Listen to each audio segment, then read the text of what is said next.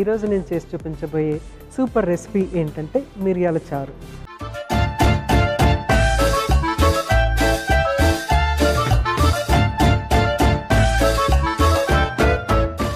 మిరియాల చారుకు కావాల్సిన పదార్థాలు ఏంటో ఒకసారి చూసేద్దాం. చింతపండు, టమాటో, మిరియాలు, ఆవాలు, జీలకర్ర, వెల్లుల్లి, బెల్లం, ఎండుమిర్చి, కరివేపాకు, నూనె, పసుపు, కారం, ధనియాల పొడి, ఉప్పు. సో అన్నీ రెడీగా ఉన్నాయి. మనం జస్ట్ వీటిలన్నిటిని బాయిల్ చేసి చక్కగా తాలింపు చేసుకుంటే మనకి మిరియాల చారు రెడీ అన్నమాట. సో ఫస్ట్ ఏం చేద్దామంటే మిరియాల చారుకి కావాల్సిన ఇంగ్రీడియంట్స్ ఇక్కడ వెల్లుల్లి కొన్ని, తర్వాత అలాగే మిరియాలు కొంచెం ఎక్కువ యాడ్ చేస్తున్నాను. కొంచెం అంత జీలకర్ర కూడా యాడ్ చేస్తున్నాను ఇక్కడ. తర్వాత కొంచెం అంత కరివేపాకు. వీటిని కొంచెం రఫ్గా దంచుకోవాలన్నమాట మనము.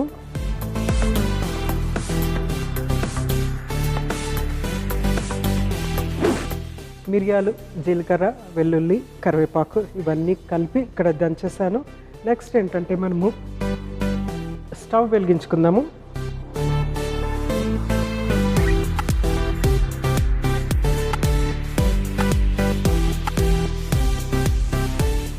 ఫస్ట్ మనము చింతపండు,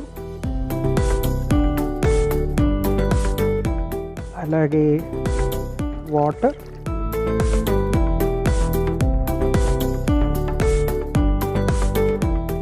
నెక్స్ట్ టమాటో,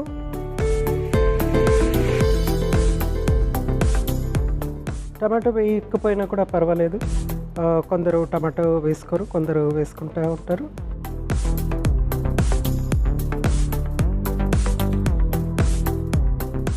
తర్వాత పసుపు, కారం, ఉప్పు,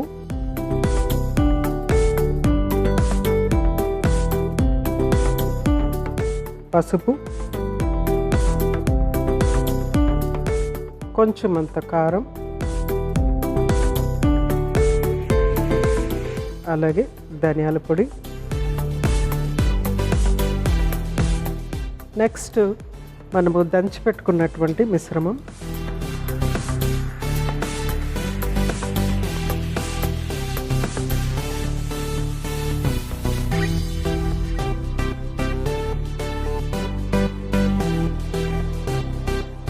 తర్వాత ఉప్పు లాస్ట్లో కూడా ఒకసారి చూసుకుని ఎక్స్ట్రా కావాలంటే యాడ్ చేసుకోవచ్చు.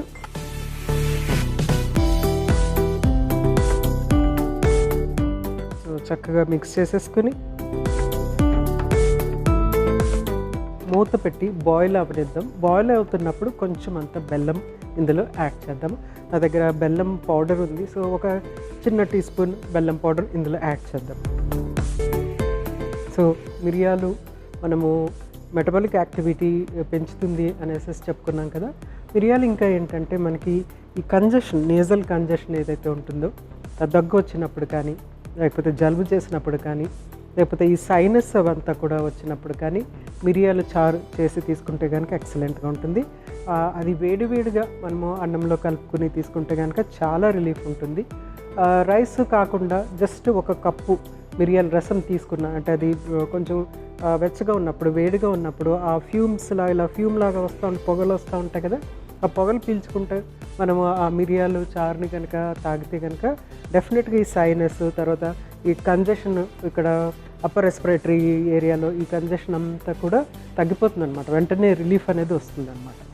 అదే ఫీవర్ ఉన్నప్పుడు ఏంటంటే మిరియాలు మెత్తటి అన్నంలో మిరియాలు రసము యాడ్ చేసి మనం తీసుకుంటే కనుక అది చక్కగా వెంటనే చెమటలు పట్టేసేసి మనకి ఫీవర్ అనేది బ్రేక్ అవుతుంది అనమాట. ఫ్లూ వచ్చినప్పుడు ఇది చాలా చాలా యూస్ఫుల్గా ఉంటుంది. అట్ ది సేమ్ టైం ఇంకొకటి ఏంటంటే డయేరియా అంటే విరోచనాలు అయినప్పుడు, విరోచనాలు తగ్గిపోయిన తర్వాత, లేకుంటే విరోచనాలు అవుతున్న టైంలో కనుక మిరియాల చారు తీసుకుంటే కనుక డెఫినెట్గా చాలా చాలా హెల్ప్ఫుల్గా ఉంటుంది. ఒక పక్కన హైడ్రేషన్ అనేది ఉంటుంది. మిరియాలు ఒక పవర్ ఏంటంటే బ్యాక్టీరియాని కొంచెం తగ్గించే అవకాశం ఉంటుంది అనమాట. ఆ స్పైసీనెస్, హాట్నెస్ బ్యాక్టీరియాని తగ్గించే అవకాశం ఉంటుంది. కాబట్టి రైస్లో, మెత్తటి రైస్లో మిరియాలు చారు వేసేసి తీసుకుంటే కనుక విరోచనాలు ఉన్న వాళ్ళకి యూస్ఫుల్గా ఉంటుంది. ఫీవర్ ఉన్న వాళ్ళకి ఫీవర్ తగ్గుతుంది.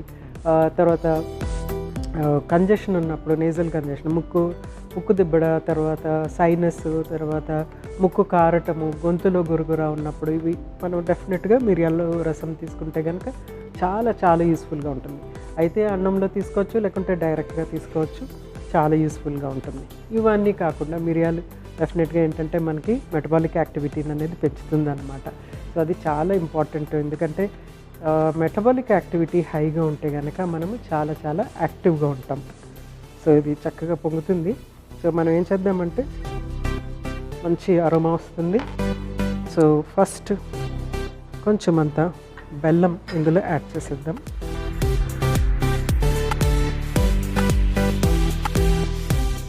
సో బెల్లం అనేది అందరికీ ఇష్టము అవ్వచ్చు, అంటే మీకు ఇంట్రెస్ట్ ఉంటే బెల్లం యాడ్ చేయండి, లేకపోతే లేదు. అయితే ఇది ఏంటంటే మనకి చక్కగా ఆ టేస్ట్లన్నీ కూడా బ్యాలెన్స్ అనేది వస్తుందన్నమాట. స్వీట్నెస్ ఏం చేస్తుందంటే ఎక్సెస్గా ఉన్నదంతా కూడా బ్యాలెన్స్ అయిపోయి చాలా ప్లెజెంట్నెస్ అనేది తీసుకొస్తుంది. ఈజీగా దీన్ని ఉపయోగించుకోవటానికి వీలవుతుంది అన్నమాట. సో చక్కగా మరిగిపోతుంది. ఇంకొక 2 minutes మరిగించిన తర్వాత తాలింపు చేసుకుందాం. సో ఈ మిరియాల రసంలో బేసిక్గా ఏంటంటే ఎక్స్ట్రా మనం మామూలు రెగ్యులర్ చేసుకునే రసంలో మనం మిరియాలు యాడ్ చేసేటప్పటికి మిరియాల రసం అవుతుంది. అయితే మనము రసం అనేది ఎన్నో రకాలుగా చేస్తారు. అంటే ప్రాంతానికి డిఫరెంట్గా ఉంటుంది. కొందరు తాలింపులో మెంతులు వేస్తారు, కొందరు మెంతి పొడి కూడా ఇందులో యాడ్ చేస్తారు, కొందరు కొంచెం అంత ఇంగువ యాడ్ చేస్తారు. డిఫరెంట్గా ఉంటుందన్నమాట. ప్రాంతాన్ని బట్టి, వాళ్ళ టేస్ట్ని బట్టి, వాళ్ళ అలవాట్లను బట్టి రసం అనేది చేంజ్ అవుతుంది. కానీ రసం అనేది ఎంత చక్కటి డిష్ అంటే అది హైడ్రేషన్ ఇవ్వటమే కాకుండా మనము ఏమైతే ఇంగ్రీడియంట్స్ ఇందులో యాడ్ చేస్తాము, ఉదాహరణకి మనం ఇక్కడ టమాటా యాడ్ చేసాము, చింతపండు కాకుండా టమాటా కూడా యాడ్ చేసాము. అలాగే కొందరు పుదీనా యాడ్ చేస్తారు, కొందరు కొత్తిమీర యాడ్ చేస్తారు, కొందరు కరివేపాకు యాడ్ చేస్తూ ఉంటారు. వీటిలో ఉన్నటువంటి వైటమిన్స్ అనేది, వాటర్ సాల్యుబుల్ వైటమిన్స్ అనేవి అందులో కరిగి అవి మనకి ఈజీగా అబ్జార్బ్ అయ్యేటట్టు చేస్తుందన్నమాట. సో ఎప్పుడు కూడా ఆహారం అనేది డైల్యూటెడ్గా తీసుకుంటే కనుక మనకి ఈజీగా అబ్జార్బ్ అవుతుంది. థిక్గా తీసుకునే ఆహార పదార్థాలు ఎప్పుడూ కూడా మనకి ఎక్కువ టైం పడుతుంది డైజెస్ట్ అవ్వడానికి. అట్ ద సేమ్ టైం ఏంటంటే ఎక్కువ డెన్స్గా ఉంటుంది అన్నమాట. అది ఎక్కువ ఎంజైమ్స్ కావాలి, ఎక్కువ హార్మోన్స్ కావాలి, ఎక్కువ టైం కావాలి. అలాగే మనకి ఎక్కువ వెయిట్ కూడా పెరుగుతుంది అనమాట డెన్స్గా తీసుకుంటే. ఆహార పదార్థాలు ఎప్పుడు డైల్యూటెడ్గా తీసుకుంటే కనుక అది మనకి ఈజీగా అబ్జర్వ్ అవుతుంది, ఈజీగా ఎనర్జీ అవుట్పుట్ అనేది మనకి ఈజీగా ఉంటుంది అనమాట. సో ఆహార పదార్థాలు లైటర్గా, డైల్యూటెడ్గా అండ్ ఫ్రీక్వెంట్గా, స్మాల్ క్వాంటిటీస్గా తీసుకుంటే ఎక్సలెంట్గా మన ఆరోగ్యం ఉంటుంది అనమాట. సో ఇది కూడా చక్కగా బాయిల్ అయింది కదా. నెక్స్ట్ ఏం చేద్దామంటే తాలింపుకి రెడీ చేసుకుందాము. సో ఇది ఫస్ట్ ఇక్కడ పక్కన పెట్టేద్దాము. నెక్స్ట్ ప్యాన్,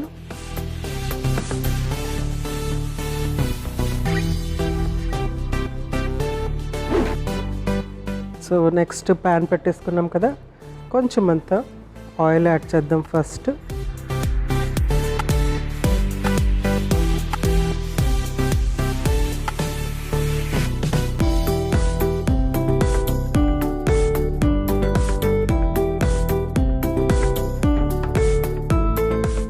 నెక్స్ట్ ఆవాలు,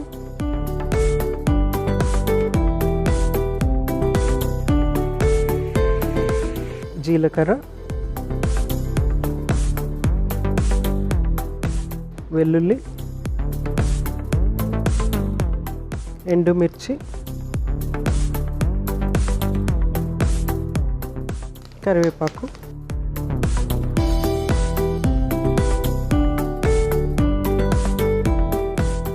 సో చక్కగా వేగిపోయింది. మనము స్టవ్ ఆఫ్ చేసేసుకొని రసం ఇందులో యాడ్ చేసేసుకుందాం.